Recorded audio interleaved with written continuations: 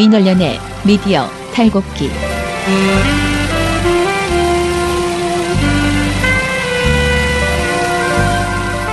민원련의 미디어 탈곡기 169화를 시작하겠습니다.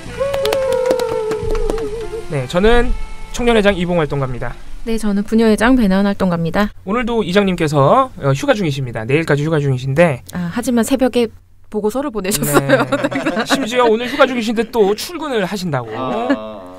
이게 민원연 사무처장의 약간 고충인데 오늘 국회 토론회와 TBS 방송 출연이 있으셔가지고 사실상의 정상근무 그 중간에 사무실까지 들어오신다는 아무튼 슬픈 소식. 우리 몇몇 열혈 청취자 여러분들께서는 푹 쉬길 바라셨지만 쉽지 않습니다. 우리 아빠는 슈퍼맨이에요.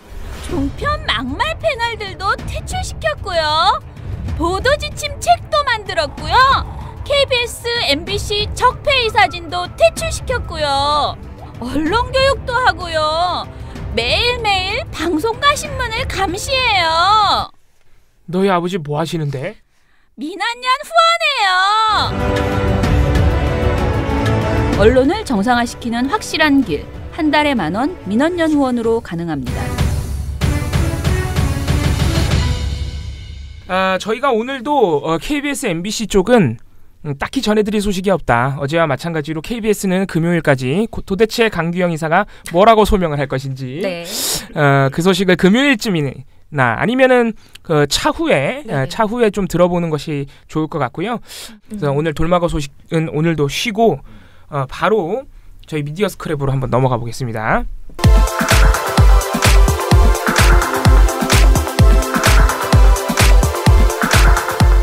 자, 미디어 스크랩 첫 번째 소식은 요새 조선일보 기억하시는지 모르겠는데 이 조선일보가 박근혜 정부에서도 우병우 수석 때문에 청와대랑 싸운 적이 있죠. 그때 빡살이 난 적이 있는데 빡살이라니요. 삐박살로 처리해 주세요. 그래서 뭐 송영주 필 날라가고 그랬잖아요. 기억하실 텐데 이번에도 저 문재인 정부에 들어와서도 조선일보와 청와대가 지금 몇 차례 갈등을 일으키고 있습니다. 이번에도 논란이 좀 있는데 임종석 비서실장의 중동 방문과 관련돼서 계속해서 논란이 일어나고 있습니다. 이번에 또 논란이 된 것은 18일자 조선일보의 1, 2면 톱보도인데 한마디로 요약하시면 이런 내용입니다. 임종석 비서실장의 이번 중동 방문 있잖아요. 중동 방문 일정에 UAE 방문도 있는데 UAE에 방문한 것이 단순히 파병 부대를 위로하러 간 게 아니라 다른 목적이 있는데 지금 그 다른 목적에 대해서 여러 가지 썰이 나왔잖아요. 그죠. 그거 가지고 오보 논란이 정말 많죠. 굉장히 많은데 이번에 조선일보가 제기한 것은 UAE의 한국 정부의 탈원전 정책에 대한 불만을 달래기 위해서 간 것이다. 이런 보도를 냈습니다. 그래서 뭐냐면은 이명박 정부 하에서 아랍에미레이트에 그 원전 수주를 했잖아요. 그래서 지금 원전 건설 사업이 진행 중인데 갑자기 문재인 정부가 탈원전 정책을 추진하자 UAE가 이에 불만을 품고 방안까지 추진했으나 그 불만을 표시하기 위해서 청와대가 그 방안을 약간 쉬쉬하면서 그거를 무마시킨 다음에 우리가 직접 가겠다. 그래서 청와대의 2인자 임종석 비서실장을 급파해서 달래려고 했다는 것이죠. 뭐 나름의 근거가 있습니다. 뭐냐면은 임종석 실장이 아랍에미레이트 방문 당시에 무함마드 빈 자이드 알 나흐얀 왕세제와 함께 찍은 사진을 아이고 잘했다. 그 청와대가 그 사진을 공개한 바 있어요.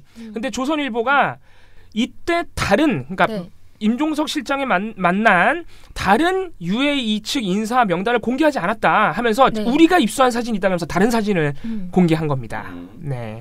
그래서 조선일보에 의하면 대통령 집무실에서 UAE 대통령 집무실에서 카스르 알 바흐르 집무실 이름이 되게 멋있어요. 대통령 집무실 카스르 알 바흐르에서 그 왕세제를 만난 자리에 우리나라가 수주한 바라카 원자력 발전소 건설 사업 총 책임자도 있었다.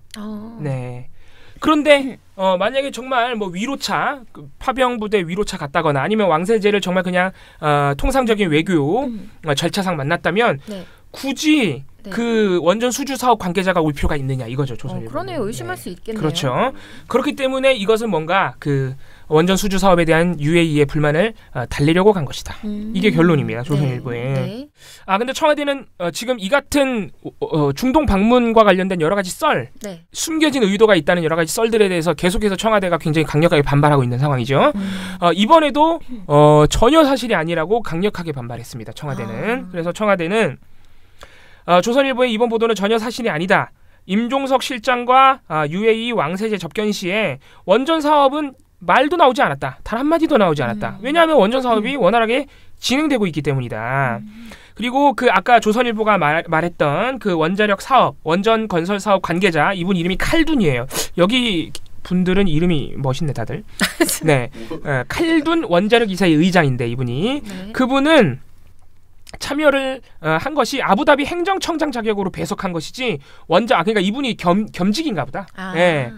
행정청장 자격으로 참석한 것이지 원자력과 관련된 자격으로 참석한 것이 아니다. 청와대는 이렇게 반발을 하면서 네. 해명을 하면서 정정 보도를 요청한다고 공식적으로 밝혔습니다. 그런가요? 네. 이 해명도 또 납득이 가네요. 네, 그래서 이게 참 저희가 뭐 이전에도 중동 방문과 관련된 여러 가지 의혹 보도들을 말씀드리면서 이게 참 오보라고 하기도 뭐하고 그렇다고 해서 이 보도가 사실이라고 하기도 뭐하고 왜냐하면 보통 이런 보도를 익명 취재원으로 보도를 많이 하기 때문에 참 판단하기가 어렵다. 상황을 지켜봐야 된다. 이렇게 말씀드린 바 있는데 이번에 조선일보는 또 나름대로 근거가 있습니다. 뭐 취재원이라고 하는 근거가 아니라 나름대로 사진과 그 이제 인물을 근거로 추정을 한 것이기 때문에 뭐 좀 다르다고 느낄 수 있는데 근데 청와대 해명을 보면 또 너무 비약적인 추정을 한 건 아닌가 이런 걱정도 되긴 합니다. 왜냐하면은 겸직이라고 하니까 그럴 수도 있잖아요. 조선일보가 오해했을 수 있잖아요. 그래서 이 부분도 한번 지켜봐야 한다. 근데 중동 방문과 관련돼서 여러 가지 의혹이 나오는 만큼 임종석 비서실장과 관련된 입장을 청와대가 좀 분명히 방문 일정이라든가 이런 부분에 대해서 좀 투명하게 더 공개를 해서 국민들의 걱정을 좀 덜어줬으면 좋지 않나 이런 생각도 좀 해봅니다. 네. 미디어 오늘 조선 경향 기사 위장 광고 포털 전송했다 제재라는 조현호 기자의 기사입니다. 그러니까 기사에 탈을 쓴 광고 또 문제가 불거진 거군요. 네, 근데 재밌는 게 요걸 신고한 게 누군지 아세요? 한겨레. 와, 정의 구현하셨네요. 예. 그렇죠. 네. 한겨레가 신고한 조선일보와 경향신문의 광고성 기사를 그러니까 기사로 위장한 광고죠. 네. 요게 7건이었다고 해요. 근데 뭐 제재 대상에서 나중에 보면 부결된 기사도 있다고는 하는데요. 그 네이버가 뉴스를 제공하는 언론사와 맺은 계약서에 따르면요. 외부 업체 제휴 및 광고, 홍보, 캠페인성 콘텐츠 제공 불가가 딱 명시되어 있다고 합니다. 근데 이제 어떤 걸 올렸느냐? 예를 들면 경향신문은요. 온라인 경향신문 사이트에 현대자동차가 이제 지원을 했다라는 걸 명시를 해놨는데 다음 그러니까 네이버랑 다음 카카오에 전송할 때는 이 부분을 뺐대요. 그러지 말라니까 참. 그리고 또 14일자 온라인 사이트 기획 섹션에서는요. 자동차 너 얼마나 똑똑해질래? 라는 벌써 제목부터 냄새가 나죠? 네. 라는 카드뉴스를 실었는데요. 여기에도 기사 제목 위에 작은 이제 푸른색 바탕 글씨로 현대자동차가 지원했다라는 뭐 그런 글자가 찍혀 있었는데 또 뺐어요. 진짜 그럼 일부러 뺐단 얘기잖아. 포털 전송할 때. 알고 한 건데. 당연히 일부러 빼는 거죠. 포털 전송할 때. 네. 조선일보 같은 경우는요. 카드뉴스를 만들어 놓고 뒤에 이제 제작 지원은 서울시라고 명시를 해놨는데 그걸 그대로 올린 거예요. 네이버 다음에 전송할 때도 그럼 이거는 뭐 빼박이죠. 그냥 광고죠.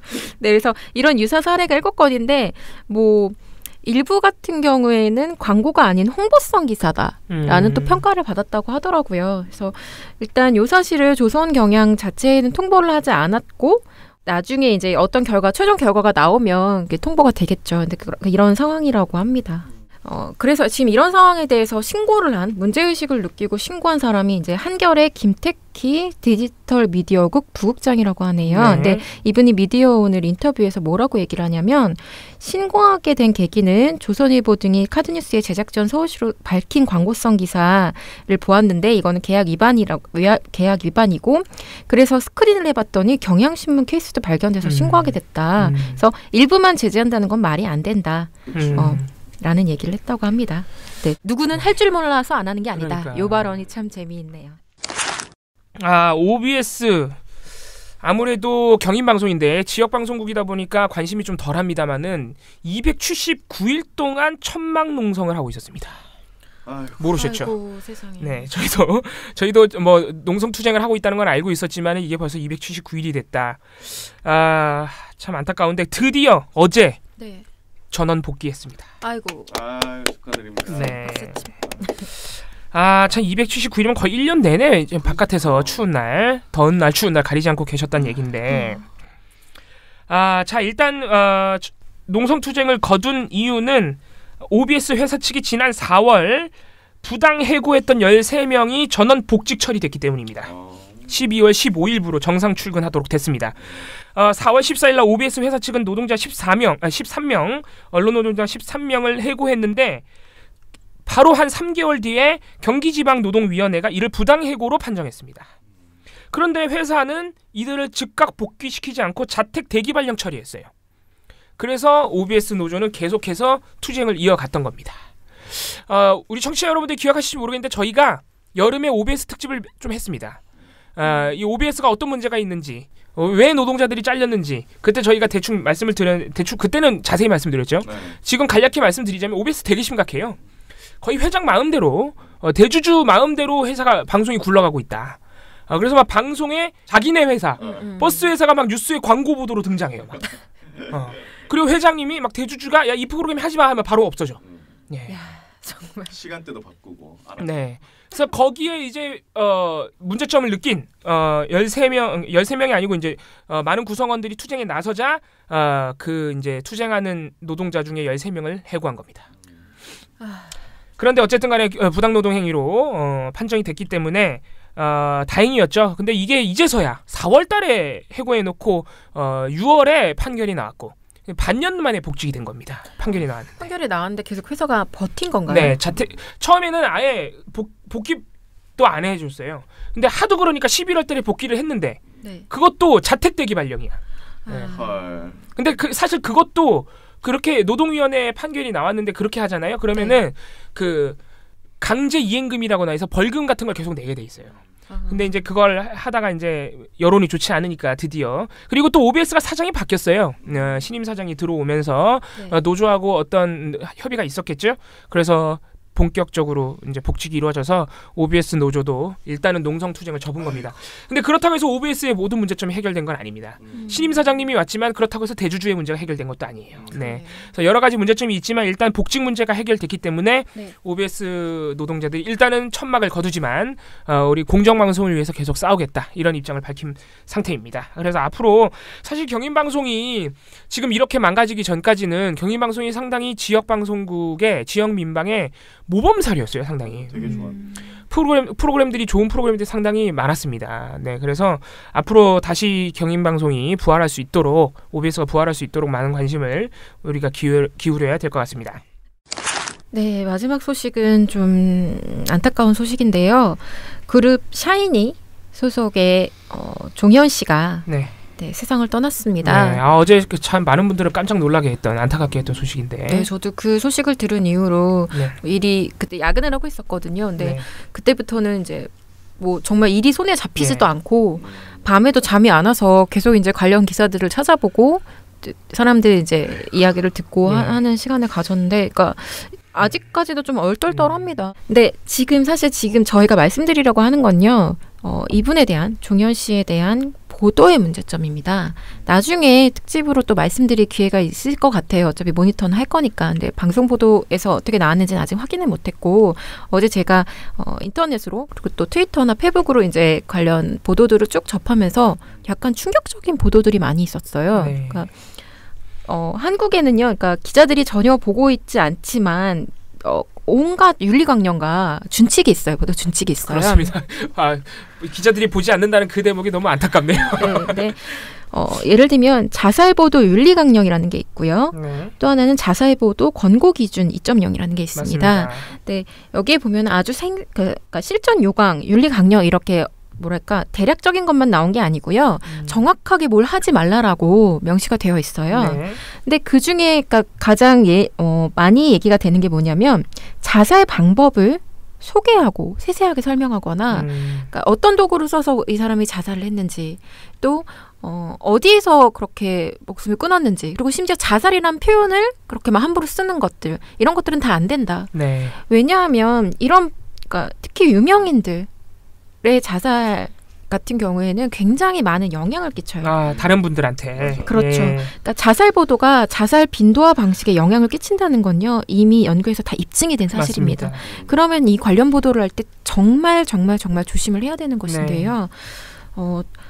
보도 제목에 뭐 어디에서 사망, 무엇을 이용해 사망 이런 네. 것들을 그냥 막 다 적어놓고 네, 막 어디 예약했다 이런 것까지 너무 세세하게 다 네. 나오더라고요. 그리고 제가 약간 충격을 받았던 보도가 하나 있는데요. 스포츠 경향 제목이 숨진 샤이니 종현 정오 레지던스 예약하는 등 예. 자살 사망 준비한 정황이라는 예. 보도 제목인데요. 수많은 보도에서 물론 어디에서 예약을 해서 어떻게 이렇게 뭐 그렇게 사망에 이르게 됐는지를 언급을 하는데 이 보도 같은 경우는 제가 특히 충격을 받은 게 일지 형태로 이걸 정리를 합니다. 아, 사건을 담당한 서울 강남경찰서와 119 측에 확인한 종현과 관련한 일지는 이렇다라고 하면서 종현은 오늘 정오쯤 서울 청담동의 한 레지던스에 2박을 예약하고 투숙했다. 그는 결행을 하기 전 오후 4시 42분쯤 친누나에게 장문의 문자를 보내 자살을 암시했다. 이 문자의 내용 중 이제까지 힘들었다. 나 보내달라 고생했다고 말해달라. 마지막 인사해요 라는 문장 등을 이상하게 여긴 누나가 문자가 온 후 곧바로 경찰 실종팀에 실종 신고를 했다. 예. 이렇게 설명을 하는데요. 어떤 그 순간에 이입을 해서 하나씩 그 단계를 보여주고 있죠. 이거는 그냥 일반적으로 건조하게 정보를 전달한 거를 조금 넘어서서 빙의라고 해야 되나요? 너무 자세하게 그거를 시간차 순으로 이렇게 보여주고 있는 거죠. 말 그대로 일지를 보여주고 있는 거예요. 근데 이렇게까지 할 이유는 전혀 없다. 그리고 어제 되게 굉장히 우려가 됐던 것 중에 하나는 트위터에 이런 글들이 많이 올라왔어요. 샤이니 월드라고 그 팬클럽 소속 있는 그 친구들 중에 종현을 좋아했던 친구들이 지금 연락이 안 되는 애들이 되게 많이 있어서 인상착의를 올려서 이 친구를 네. 보면 신고해주세요라는 글들이 굉장히 많이 올라왔거든요. 네. 근데 그런 아이들이 이런 보도를 보면 어떻겠어요? 굉장히 자극을 받습니다. 그러니까 이거는 정말 너무 위험한 보도예요. 이런 식으로 보도를 하는 건 옳고 그름 나쁨을 떠나서 예. 그래서 보도를 할 때 조금 더 신중하게 해줘야 된다는 생각이 들고요. 또 이거 외에도 정말 말도 안 되는 보도 정말 많습니다. 뭐 보도에다가 익명, 그러니까 가족도 아니고 뭐 익명의 누구 관계자가 말하기를 가족과 싸우고 뛰쳐나갔다더라. 아, 이제 그거는 다 카더라 아닌가요? 근데 뭐 그 익명의 관계자의 입을 빌어서 그렇게 하는데 그러니까. 그게 사실이건 아니건 가족 입을 빈 것도 아니고 그렇게 다른 사람 입을 빌어서 아니 익명의 관계자는 그냥- 친한 어떤 네. 누군가라는 거죠. 그 보도 기자의 표현에 따르면. 근데 네. 그런 식으로 보도를 내는 경우도 많고 우리가 기자에 대한 신뢰를 잃어버리고 막 기레기라고 욕을 하는 게 이렇게 일상에서 누군가의 죽음, 누군가의 사건, 사고 이런 것들에서 정말 어떤 인간에 대한 최소한의 예의를 지키지 않는 모습에서 굉장히 실망을 하고 좀 믿음을 잃어버리게 되는 것 같아요. 그래서 이런 거에서 조금 더 신중하게 보도를 해주셨으면 하는 바입니다. 아니 근데 왜 이렇게 자세하게 쓰죠? 그러니까 이게 문제라는 거를 아까 말씀드렸지만 이런 준칙이 있고 이런 것들이 어떤 영향을 끼치는지에 대한 고민을 하지 않는 거죠. 그리고 그거는 기자 개인의 문제라기보다는 회사에서 교육을 시켜줘야 되는 문제거든요. 그러니까 그냥 대학을 졸업하고 뭐 언론 보도 이런 거에 대해서 잘 모르면 당연히 몰라요. 이게 문제가 될 수 있을 거라니까 좀 감수성이 예민한 사람은 이거 안 되는 거 아니야 라고 생각할 수 있지만 이런 규칙이 있다는 걸 모르면 실수할 수 있어요. 근데 이거는 회사에서 교육을 시켜야 되는데 교육을 안 시킨다는 거죠. 그러니까 온갖 그 인터넷 매체들 어뷰징을 하는 그런 매체들이 교육을 안 시킵니다. 그리고 방송 기자들도 교육을 제가 봤을 때 안 받는 것 같아요. 그러니까 심의 규정 명백하게 위반한 것들을 그냥 하거든요. 근데 이거는 어쨌든 매체의 문제가 조금 더 크다라는 생각도 들어요. 그리고 이렇게 이제 유명 연예인 관련 사건이 터지면 일단 클릭수 장사가 되잖아요. 그죠. 예, 더 자극적으로, 더 구체적으로 써야 클릭수 장사가 또 되니까. 약간 이런 게 관행화돼 있어요 지금 언론계에. 네, 이렇게 좀 오히려 진짜 이렇게 유명한 분, 정말 유명한 분, 공인 같은 경우에 오히려 더 조심히 써야 되는데 사실은 그쵸. 그만큼 파급 효과가 크니까 지금 또 연락 안 되는 분들이 팬분들이 있다 그러는데. 더 조심히 써야 되는데 오히려 더 자극적으로 쓰죠. 유명한 그죠. 분. 뭐 이분이 예. 평소에 우울했는지 뭐 예. 아직 모르잖아요. 어떻게 왜 그렇게 됐는지 그러니까요. 모르는데 정말 막 뭐 우울증 때문에 그랬을 것이다라는 추정부터 시작해서 막 온갖 아무 말들이 다 나오고 있는 거죠. 저는 이렇게까지 정보를 오픈할 필요는 없다고 생각을 합니다. 네. 참 여러모로 안타까운 소식입니다. 네.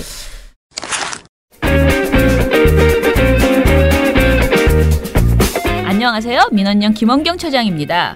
미디어 탈곡기 잘 듣고 계시죠? 미디어 탈곡기를 응원하는 방법 무려 4가지가 있습니다. 다운로드하기, 구독하기, 댓글 달기, 그리고 하트 누르기인데요. 다운로드와 댓글 달기는 모든 곳에서 됩니다. 댓글 많이 달아주시면 저희가 늘 답변 드리겠습니다. 팟빵에서는 구독, 파티에서는 즐겨찾기를 해주시면 되고요. 하트는 팟빵과 파티에 모두 있으니까 매일매일 꼭꼭 눌러주세요. 꼭이요.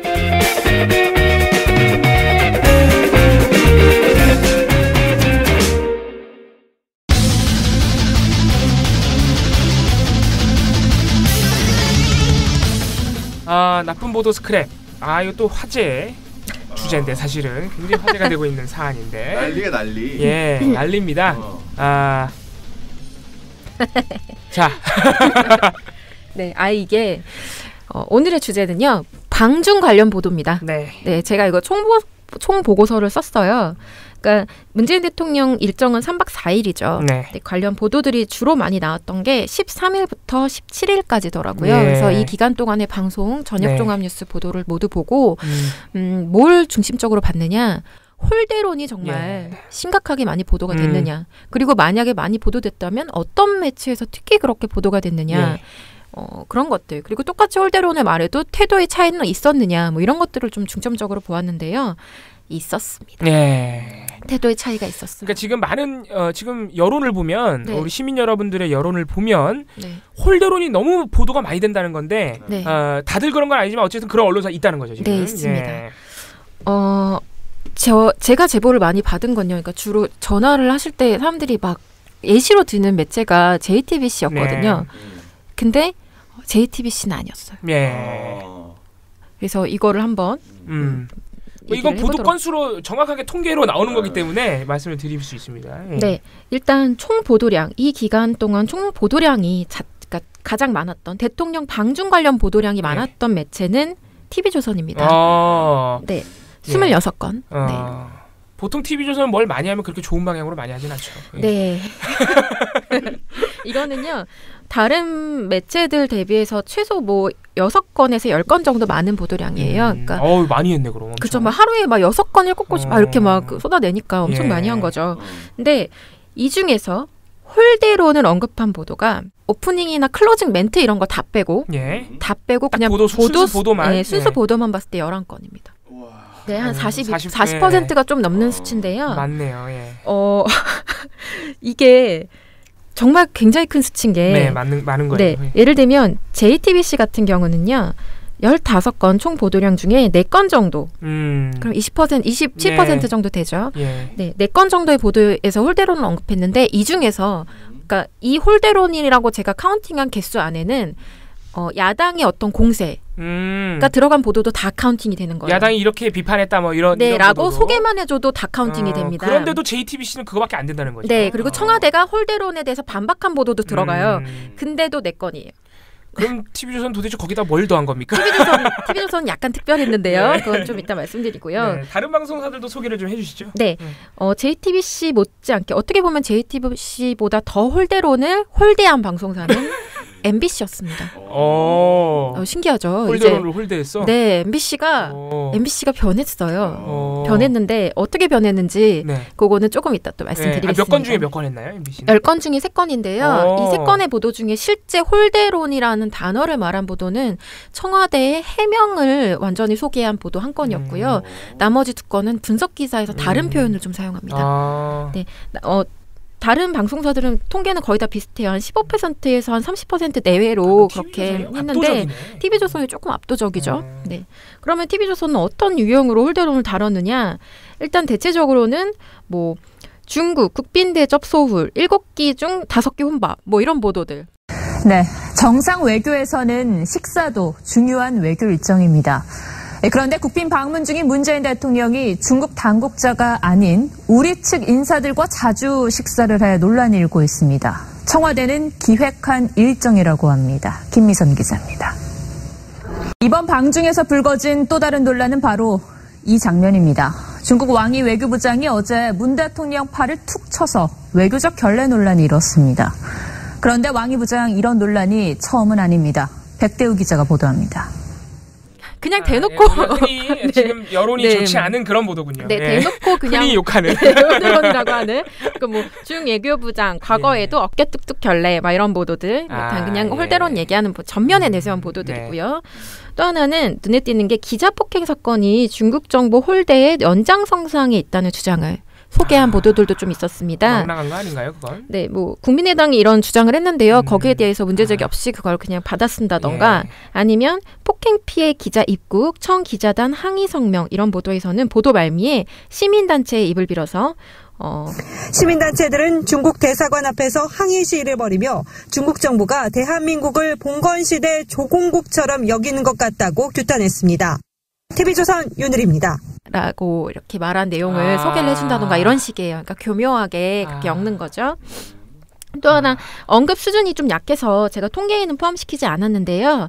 이게 13일자 난징 추모로 방중 시작이라는 정말 말 그대로 방중 시작을 알리는 첫 보도였어요. 근데 여기 이 보도가 어떻게 마무리되냐면 앞부분에는 문 대통령이 얼마나 예의를 다하는지 뭐 어떤 메시지를 주면서 중국의 마음을 열려고 했는지를 쭉 말해요. 근데 그 다음에 보도 말미에 하지만 정작 시진핑 주석은 난징 추모 행사로 베이징을 비워 두 정상 간 만남은 내일 오후에나 이루어집니다. 베이징에서 TV조선 신정훈입니다. 이렇게 얘기를 합니다.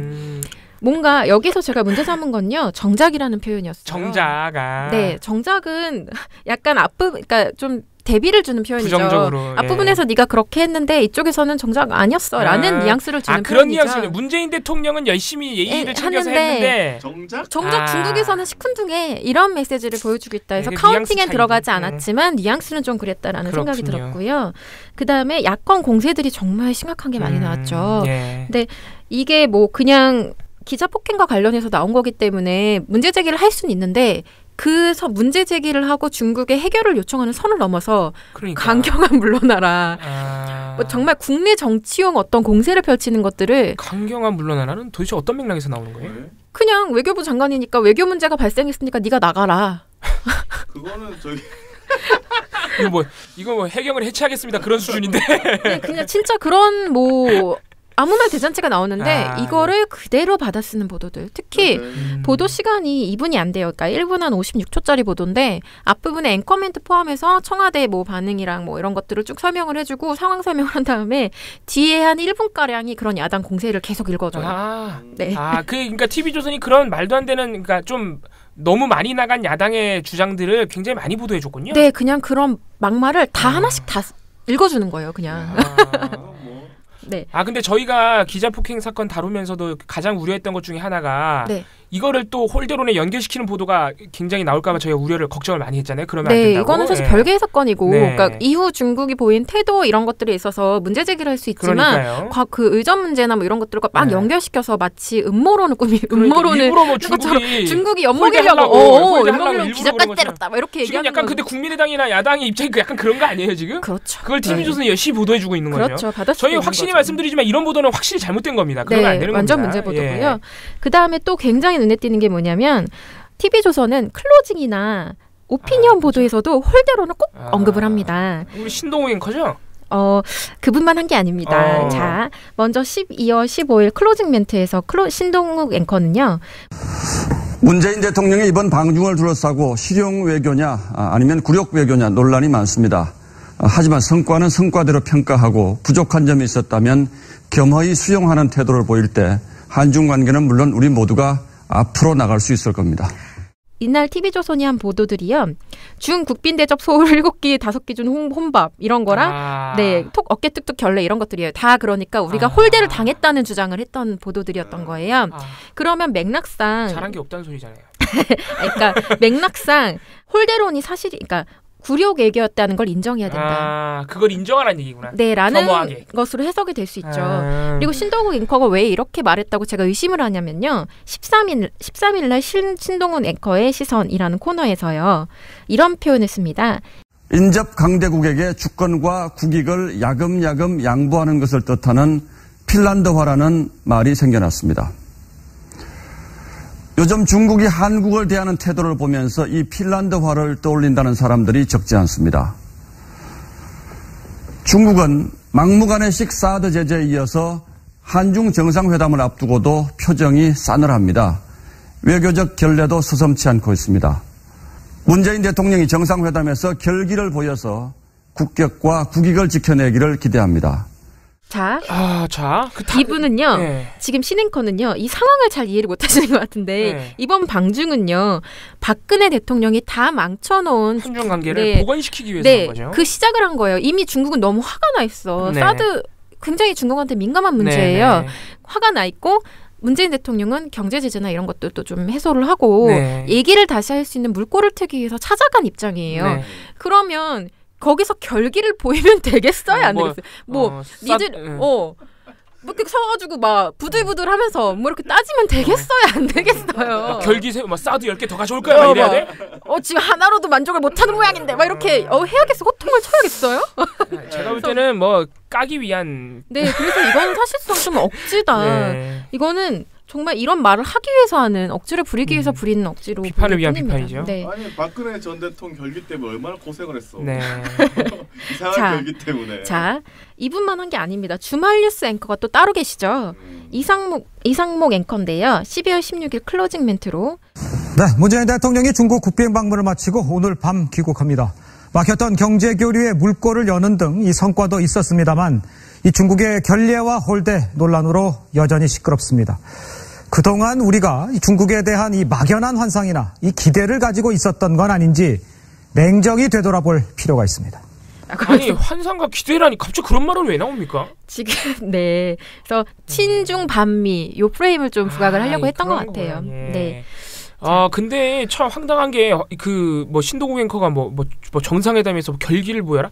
근데 정상회담 결과는 대체적으로 좋다는 평가가 많거든요. 정상회담 얻어낼 자체는. 것도 얻어냈다라는 네. 얘기가 많죠. 리커창 총리와 면담에서 사실상 사드 보복 철회 발언을 이끌어내면서 경제적 성과를 챙겼다는 평가가 나옵니다. 오늘은 충칭시가 문 대통령 방문을 계기로 광복군 총사령부터 복원사업 재개를 발표하기도 했습니다. 사드 문제로 중단됐던 사업이 재개됐다는 점에서 역시 보복 철회 조치 중의 하나인 셈입니다. 문재인 대통령은 이번 방중 기간 내내 중국의 성의를 표시하는 데 집중했습니다. 그 결과 사드 보복 조치 철회 같은 일정한 성과를 거뒀다는 평가가 나옵니다. 충칭에서 JTBC 이성대입니다. 자, 아직 남았습니다. 뭐 지금 끝내려고 하지 마세요. 네. 자, TV조선이 홀대론하고 같이 얘기를 한 게 뭐냐면 중국을 지나치게 높인다. 우리가 라는 그런 우려들인데요. 예. 뭐냐면 문재인 대통령이 베이징대에서 연설을 합니다. 근데 이날 이제 베이징대 연설을 하면서 중국만의 꿈이 아니라 아시아 모두 나아가서는 전 인류와 함께 꾸는 꿈이 되길 바랍니다. 그래서 우리는 뭐 작은 나라지만 함께 하겠다. 중국몽에 그런 식으로 발언을 합니다. 근데 TV조선은 여기에 대해서요. 한 작은 나라지만 중국몽 함께 할 것. 이라는 큰 따옴표 보도 제목을 일단 뽑고요. 그런 맥락이 아닌 것 같은데. 뽑고요. 이 멘트들을 얘기하면서 듣기에 따라선 오해의 소지가 있는 발언도 있었습니다. 라고 멘트를 시작을 합니다. 근데 뭐냐면 이 보도 안에서는요. 구체적으로 어떤 멘트가 문제인지는 말을 안 해요.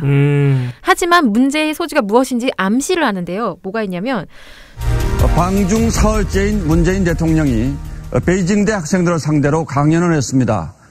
중국몽 즉 중국의 꿈을 함께 꾸겠다고 말했습니다. 듣기에 따라서는 오해의 소지가 있는 발언들도 있었습니다. 먼저 베이징에서 신정훈 기자가 보도합니다. 중국을 높은 산봉우리 대국이라 표현했습니다. 높은 산봉우리가 주변의 많은 산봉우리와 어울리면서 더 높아지는 것과 같습니다. 반면 우리나라는 작은 나라라고 했습니다. 뭐 이런 식으로 얘기를 합니다. 하면서 보도 제목이나 이런 걸 보면 보도 제목이나 보도 안에서 이렇게 좀 강조하는 내용을 보면요. 결국 얘는 뭐 어디야? TV조선은 중국에 대한 사대를 우려하고 있다고 할 수 있죠. 그러면 자, 같은 사안에 대해서 같은 연설에 대해서 다른 매체들은 어떻게 보도했나? 이걸 한번 볼 수밖에 없는데요. TV조선하고 비슷한 짓을 한 매체가 한 군데 있어요. 채널A. 어떻게 알았지? 이제 별로 후보가 없어. 고요. 네, 맞습니다. 비슷한 짓을 했어요. 근데 좀 톤다운은 됐죠. 톤다운 됐는데 MBC는 문 대통령이 유대감 그리고 정서적 공감대를 넓히는 데 중점을 뒀다. 예. 그런 설명을 했고요. SBS도 감성적으로 다가갔다. 이런 표현을 써서 설명을 합니다. 그리고 MBN은 어떤 평화를 위해 협력하자고 강조했다면서 협력을 강조했고요. JTBC는 이날 문재인 대통령 발언 중에 문재인 대통령은 베이징대에서 중국의 역할론을 강조했다라고 설명하면서 대국답게 사드 문제를 집요하게 거론하지 말고 완전히 보복을 철회해야 된다라는 메시지를 우회적으로 던진 것이다라는 평가를 내놓습니다. 그러니까 대체로 그 연설의 핵심을 짚을 때 저 부분을 짚거든요, 사실은. 네, 많은 그러니까 매체들이. 뭐 협력을 강조했다던가 네. 아니면 감성적으으로 접근했다던가 네. 이것도 그렇지만 이 뭐 부분이 되게 중요했어요. 네, 중국에게 메시지를 네. 던진 거다라는 게 있는데 맞아요. TV조선과 채널A는 우리나라를 작은 나라라고 사대주의다. 라는 부분에 중점을 맞춘 보도를 내놨다 이거죠. 야, 이게 이제 언론사마다 이 프레임이 얼마나 무서운지. 네. 그리고 채널A는요 보도량만 적지 그냥 TV조선 보도를 그냥 약간 미니 TV조선 네 그렇게 했다라고 볼 수 있고요. MBC 같은 경우에는 좀 아까 말씀드렸다시피 홀대론 보도를 많이 내놓지 않았다고 말씀드렸잖아요. 네. 왜 그렇게 말씀을 드리냐면 이를테면 보도 안에서 홀대론 대신에 의전 소홀 논란 또 아니면 의전 결례 논란. 용어를 굉장히 조심했군요. 네, 이런 표현을 씁니다. 일각에서는 의전 소홀 논란도 이어졌습니다. 네. 초강대국으로 부상하는 중국이 힘의 외교로 자국의 이익을 관철하려는 게 아니냐는 시각도 있습니다. 그러니까 홀대론이라는 표현은요, 사실 되게 감정적인 표현이에요. 그러니까 예. 굉장히 결례를 입었습니다. 결례를 했습니다라는 표현과 홀대했습니다는 그렇죠. 뉘앙스가 다릅니다. 예. 그죠? 우리가 분노하는 것도 홀대당했다라고 했을 때 그 뉘앙스 때문에 더 분노하는 게 있죠. 근데 그런 표현을 일단은 사용을 하지 않고요. 그 뒤에 뭐냐면 중국이 힘의 외교로 자국의 이익을 관철하는 게 아니냐라는 시각 같은 것들을 보여주면서 이게 우리의 남은 과제라는 걸 얘기를 합니다.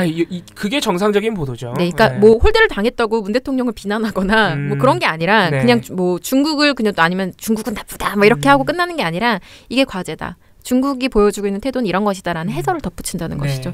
상당히 상식적인 보도를 내놨고 그렇죠. 홀대론이라는 것을 제목에 쓰고 좀 전면에 부각한 보도는 청와대 입장을 설명할 때만 그렇게 보도를 했습니다. 야, 이제 비교 대상으로 이렇게 MBC가 나오다니 신기하죠? 야, 진짜 민원연 오래 다니고 볼 일이다. 야, 이런 날이 오네요, 진짜. 지금 너무 깜짝. MBC 너무 정상적이다 보도가. 네. 그리고 JTBC가 신고를 많이 받았잖아요. 저희가 제보가 많이 들어왔죠. 근데 홀대론 관련 보도를 내놓은 게 첫날, 그러니까 13일 날 내놓은 그 첫 보도, 관련 보도 요거 한 건이었어요. 실질적으로 홀대론을 제기한 건. 왜 이렇게 일종의 오해 같은 게 그냥 쌓여 있다는 건데 JTBC에. 그러니까 13일, 14일 사이에 보도를 보고 이 보도를 그러니까 JTBC를 사실 많이 보시잖아요. 그러니까 TV조선 아무도 안 보고. 일부 보도를 보고 하필 본 보도가 이제 그런 보도다 보니까 그러니까 오해를 하실 수 보신 있죠. 것을 신고하시는 케이스가 좀 많은 것 같아요. 저희가 그건 감안해야 될 것 같아요. TV조선 누가 실시간으로 봅니까? 그러니까 이게 문제입니다. TV조선 채널A, MBN은 우리밖에 안 봐. 안타까운 현실입니다. 네, 그게 이제 그 방송할 때는 안 보고 나중에 재가공돼서 포털에 올라오고 이러면은 이제 클릭을 하시더라고요. 그래서 그런 차이는 있고 이후에 내놓은 그런 관련 보도는 뭐냐?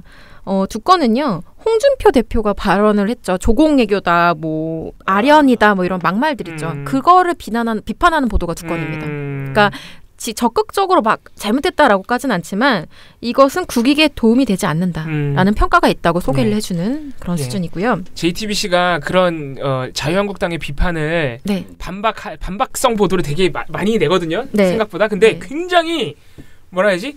대놓고 반박하지 않아요. 누가 이런 말이 있다라고 하면서 소개를 해주더라고요. 맞아요. 네, 그리고 나머지 한 건은 또 청와대 반박, 홀대론에 대한 그걸 소개해주는 보도였어요. 다른 방송사들은 그냥 그 중간이라고 보시면 돼요.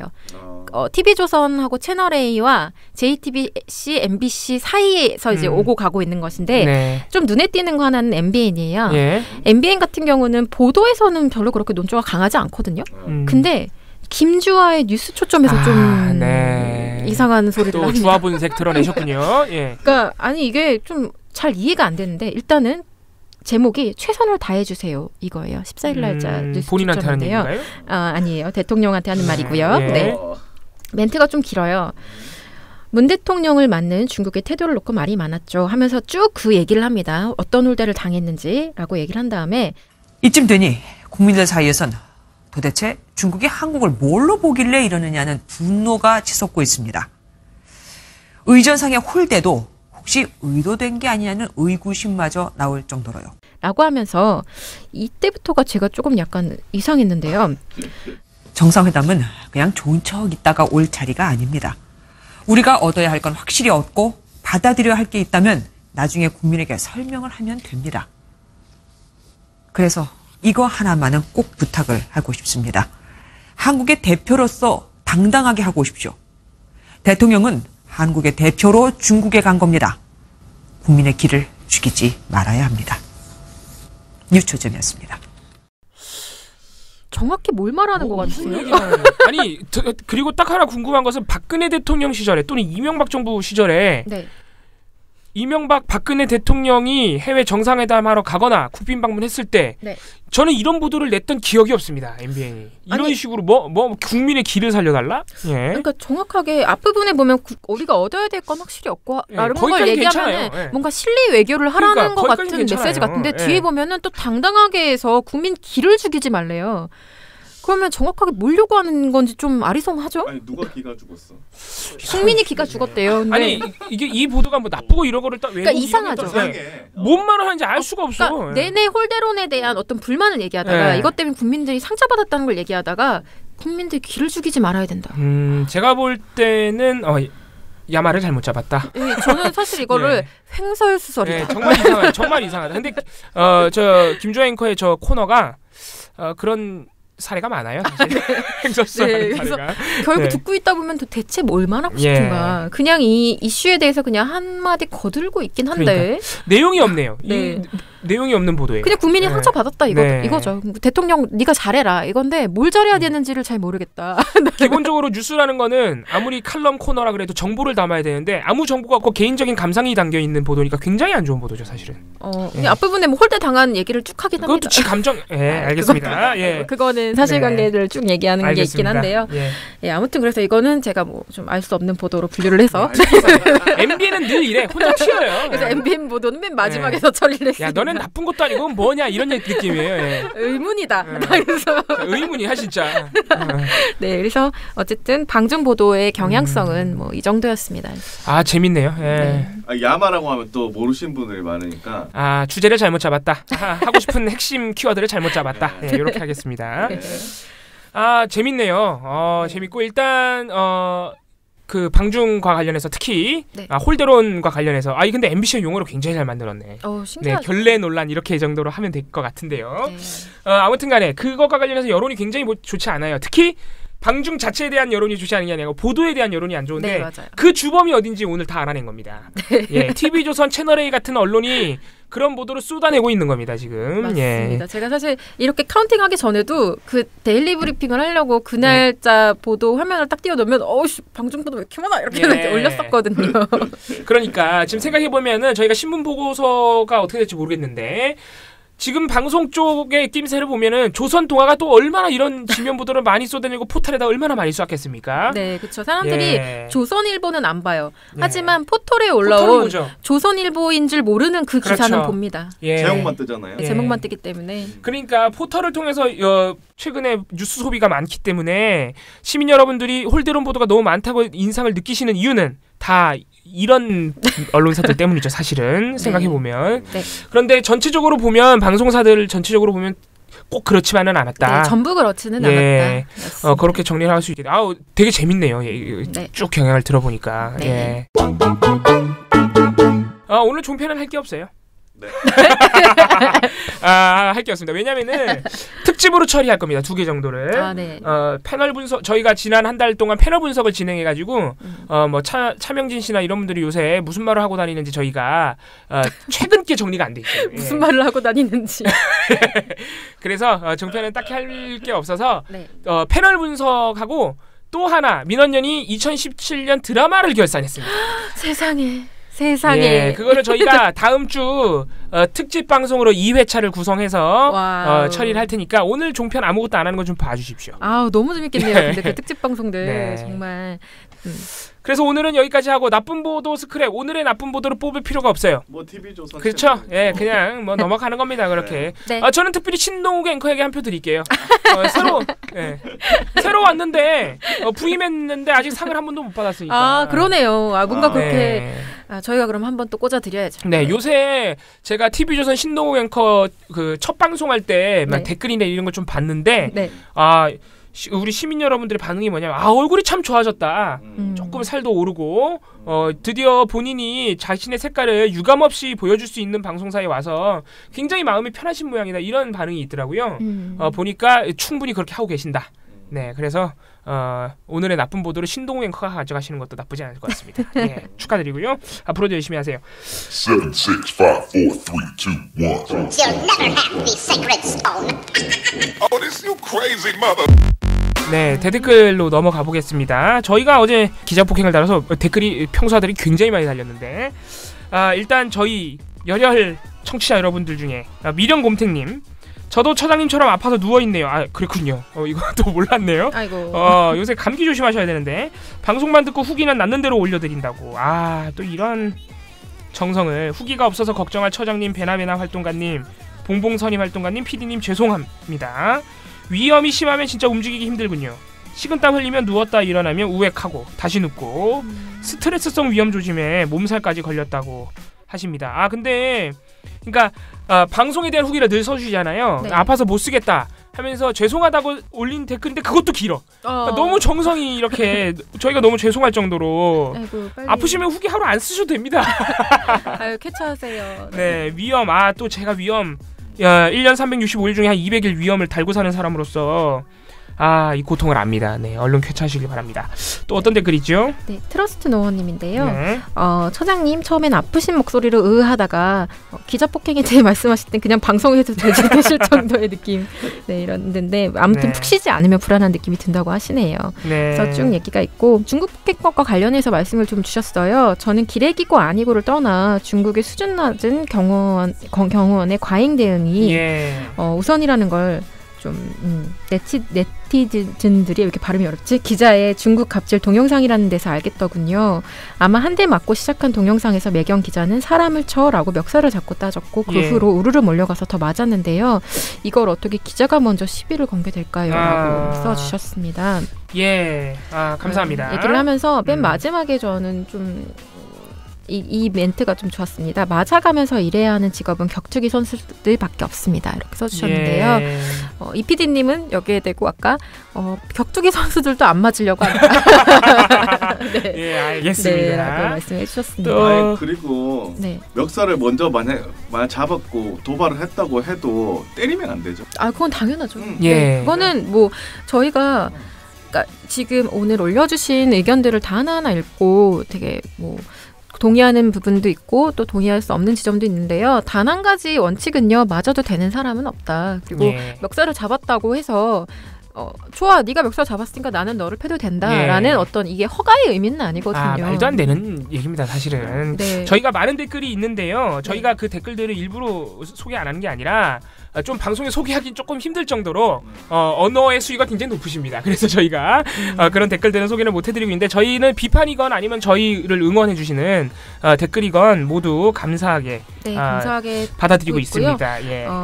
그리고 저희한테 이제 후원금 1000캐시를 주신 어제 방송분에 후원을 또 해주신 분이 있어요. 구미알매 밥상 두루치기님인데요. 정말 감사합니다. 요 밑에 이제 약간 저희 방송에 대한 불쾌감을 표현을 해주시고 그 다음에 후원을 해주셨어요. 근데 불쾌감을 표현하는 그 내용 중에 하나가 선생님이 아이를 가르치듯 말씀하면서 흥분한 민중으로 폄하하는군요. 이렇게 말씀해 주셨는데요.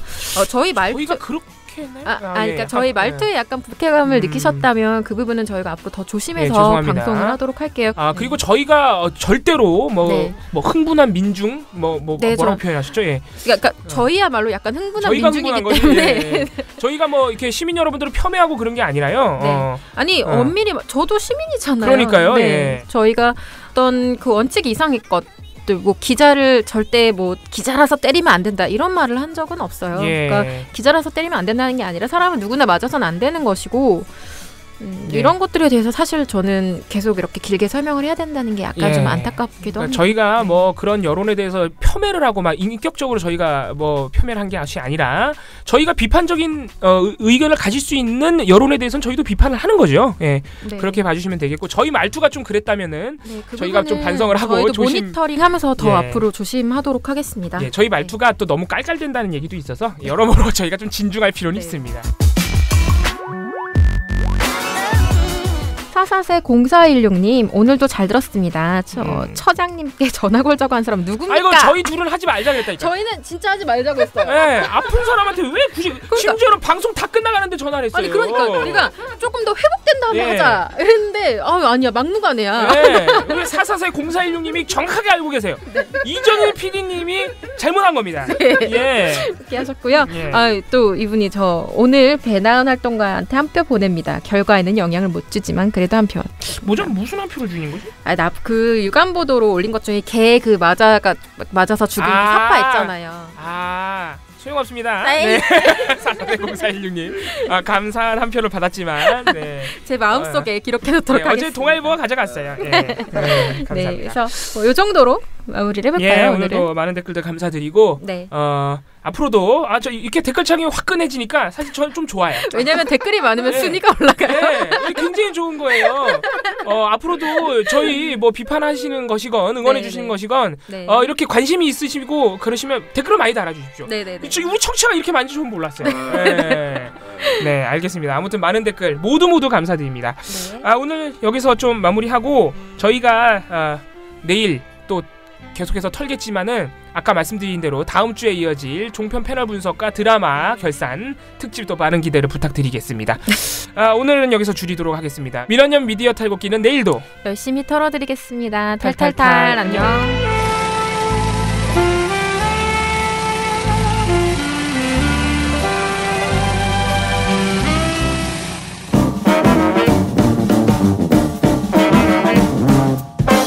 여러분 미디어 탈곡기 잘 들으셨나요? 민원연은 1984년부터 우리 사회 언론 민주화를 위한 걸음을 우직하게 걷고 있습니다. 특히 왜곡, 편파, 막장 뉴스가 만연한 상황에서 민원연의 언론 감시 활동은 더욱 중요합니다. 민원연 회원이 되어 저희에게 힘을 주세요. 민원연 홈페이지 ccdm.or.kr에 오셔서 회원가입을 신청하시거나 02-392-0181로 전화 주시면 됩니다. 한 달 10,000원의 회비가 언론을 바꿉니다.